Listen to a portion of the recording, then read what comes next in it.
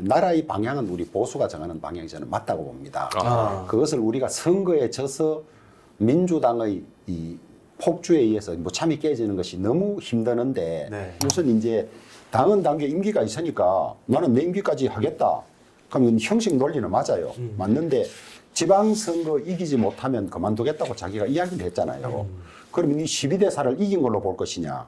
어떻게 이긴 걸로 보겠습니까? 그런데 이제 저는 사태가 능사는 아니라고 봅니다. 왜냐하면 예, 9월부터 정기국회가 시작되고 그다음에 지금 사퇴하면 전당대회가 열려서 후임 대표가 내년 8월까지밖에 못 하게 돼 있어요. 맞아요. 그럼 또 전당대회를 해야 돼요. 자녀 임기 예, 이슈죠. 뭐 그런 것 때문에 저는 그 당헌 당규도 문제가 있다고 생각하는데 전당대회라는 얼마나 큰 전 당원이 동원된 행사를 하면 임기를 그때부터 2년으로 해주는 게 저는 맞다고 봐요. 맞다고 보는데. 근데 정점식 원내대표가 그거 고치면 된다. 네, 이렇게 얘기했잖아요. 저도 그래 생각합니다. 하는 그 문제가 하나 있고, 그다음에 두 번째로는 한동훈, 이준석 모두 우리 당에 들어서 하나가 돼야 된다고 생각합니다. 저는 하는데 뭐가 문제냐? 자꾸 예전처럼 당 대표가 돼서 공천권을 장악해서 내 편을 늘리고 할 거다. 이것 때문에 지금 잘 안 되는 거예요.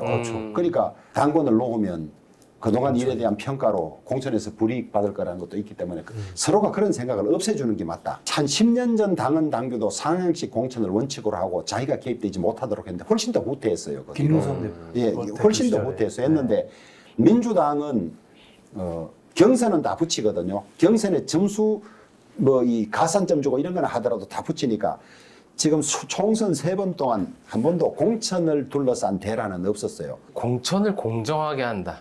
좀 미신 같기도 해요. 그러니까 아니, 이루어질 수 없는 거 사람에 아닌가요? 대한 평가는 보는 사람마다 다 다른데 그러나 수십 가지의 배점 기준을 정하고 그쵸. 법안은 어떻게 했고 활동은 정하고 거기에 따른 평가를 해서 약간의 감점을 주는 정도. 그 공천 시스템을 공정하게 세팅하지 못한 것 때문에 우리는 늘 총선에서 패배한다.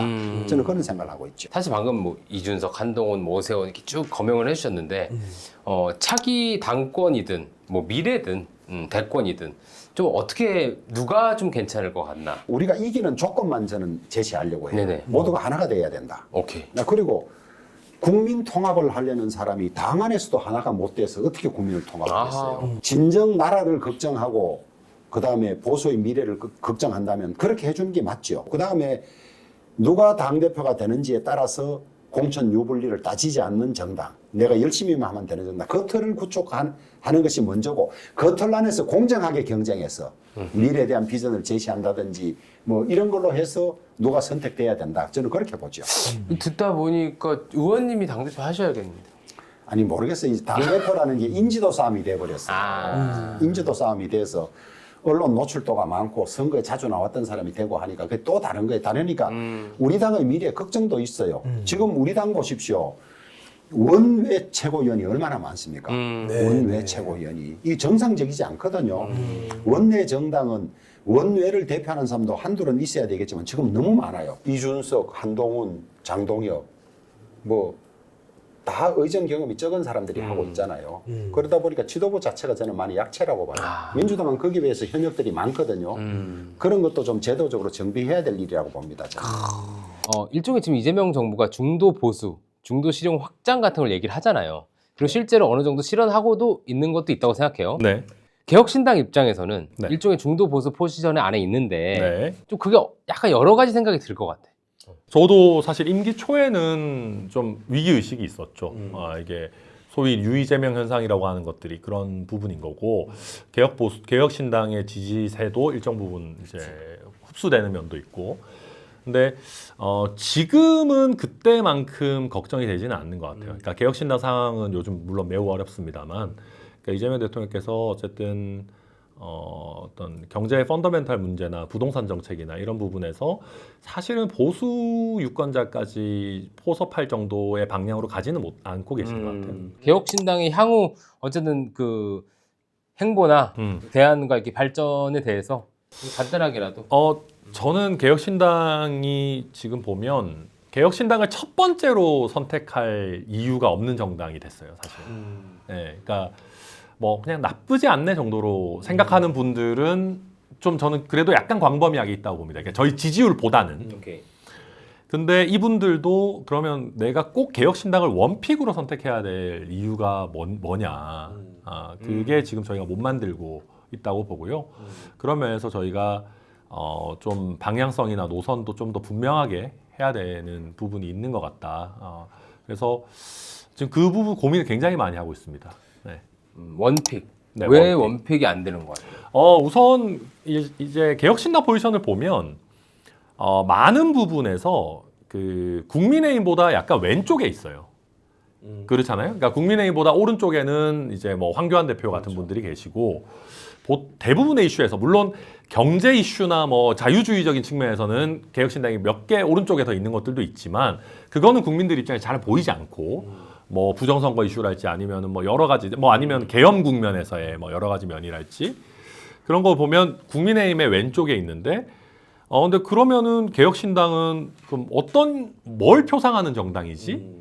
이게 약간 좀 애매해진 거예요. 그리고 아까도 말씀드렸듯이 이 포지션이 되게 취약한 게 민주당이 중도 보수 흡수를 해도 취약하고 오세훈 시장 같은 사람이 중도 확장을 해도 취약한 거죠. 그런 상황 속에서 이제 평상시에는 그래 천하람 그래도 합리적인 얘기하네 뭐 양당 싸우는데 그래도 좀 들어줄만 하네 하시던 분들도 선거철이 가까워지면 가까워질수록 민주당과 국민의힘 중에 더 싫은 당이 있기 때문에 거기를 심판하기 위해서는 당장은 일단 국민의힘이든 민주당을 선택해야 되는 거고 그리고 총선 때는 저희가 소장파 정치인들의 구명정이라는 나름의 아젠다가 있었어요. 오케이. 어쨌든 당시에는 이준석 천하람도 뭐 어쨌든 핍박받고 뭐 허은하 전 대표님 포함해서 천하용인의 이기인 총장까지 그리고 조금박해의 뭐 조홍천 의원이나 이원욱 의원이나 뭐 이런 분들이 지금은 그런 부분도 한동훈 의원이 일정 부분 가져간 면도 있어요. 그렇죠. 냉철하게 네. 솔직하다. 네, 한동훈 전 의원이 가져간 부분도 있고 그 이제 윤석열 전 대통령과 맞서 싸우던 이미지도 많이 줄어든 데다가 윤이라는 인물 자체도 이제는 존재감이 없어졌잖아요. 그렇죠.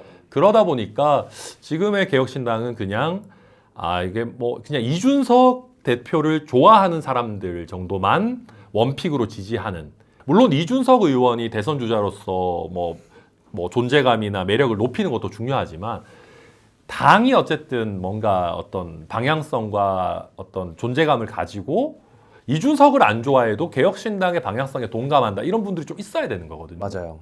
그러니까 그런 부분이 저희가 지금 부족한 거죠, 사실. 저는 요즘 제가 제일 고민하는 게 아직 저도 정립이 안 됐으니까 그렇지만 개혁신당의 주적이 누구냐 라고 이야기하면 사실 좀 애매해요. 그렇죠. 맞아요. 예. 그러니까 이게 저희가 지금까지는 이재명 대통령, 민주당, 국민의힘 다 싫으면 저희 찍어주세요. 진짜 정확한 말씀이신 이거는 것 같아요. 원픽이 되기가 매우 어려운 포지션이에요. 여진파면 예. 그래서 그러다 보니까 저희가 개별 이슈를 가지고 뭐 싸운 경우들은 많이 있죠. 예, 그렇죠, 뭐 예를 그렇죠. 들면 뭐 무임승차 이슈로 그렇죠, 최근에 그렇죠. 다시 오세훈 시장이 또 수면 위로 올렸는데 사실 그걸 제일 처음에 띄웠던 정치인은 이준석이라고 할 수 있겠죠. 맞아요. 예. 근데 그런 개별 이슈에 대해서 저희가 각도 만들고 가끔씩 토론도 하죠. 뭐 부정선거 토론도 하고. 그러니까 저희가 이제 음모론에 물들지 않은 합리적 보수 정당 이미지를 만들기 위해서 또 그것도 하고 뭐 이런 거 저런 거 하는 건데 근데 그런 면에서 가끔 가다가 아젠다 세팅이 되고 각이 만들어져도 그게 바로 표로 연결되지 않아요. 저희가 지방선거 때까지는 좀 안이했던 것 같아요. 그래도 우리가 이건 저희 입장이니까 좀 뭐 선민의식적일지 모르겠지만 그래도 우리가 옳은 얘기하고 좀 지금 난장판된 한국 정치에서 그래도 좀 합리적인 얘기하고 있으면 유권자들이 좀 알아봐 주시겠지 양쪽 다 싫은 분들이 좀 찍어 주시겠지라고 좀 안이하게 생각했던 것 같고 근데 그 정도로는 부족하다 이게 지방선거에서 좀 드러난 것 같아요. 이번 재보궐 국면에서 한동훈 후보를 당시 후보죠 지원했던 의원들이나 뭐 그쪽 스피커분들 거명하면서 징계를 좀 시사하고 있습니다. 요거 한 방에 정리해 주시죠. 만약에 이분들을 징계를 실제로 한다면 당은 굉장한 난국으로 빠져들 수밖에 없고 그리고 그럴 것 같으면 차라리 국민의힘을 해체하는 게 맞다. 네, 그렇게 생각을 합니다. 그러면 지금 전반적으로 국민의힘 상황에 대해서는 어떻게 보세요? 지금? 오늘 여론조사 기관에서 했던 조사 보니까 한 20% 정도 나오더라고요. MBS 여론조사 있죠. 보면은 5%가 뚝 떨어져 버렸습니다. 그러니까 잘 나가다가 뚝 떨어져 버렸거든요. 자, 그건 누구 책임이냐 했을 때 어쨌든 아까 제가 뭐 말씀을 드렸지만 당이 잘못 가고 있고 당의 지지율 떨어지는 것은 당 대표의 책임이죠. 당 대표가 통합시켜내고 화합시켜내고 그러한 리더십을 가져야 되거든요. 그러면 일부 이제 극우들은 뭐라는가 하면 너희들이 협조를 안 해서 안 그러냐라고 이야기하잖아요. 그 협조를 하게 만드는 게 당 대표 역할이죠.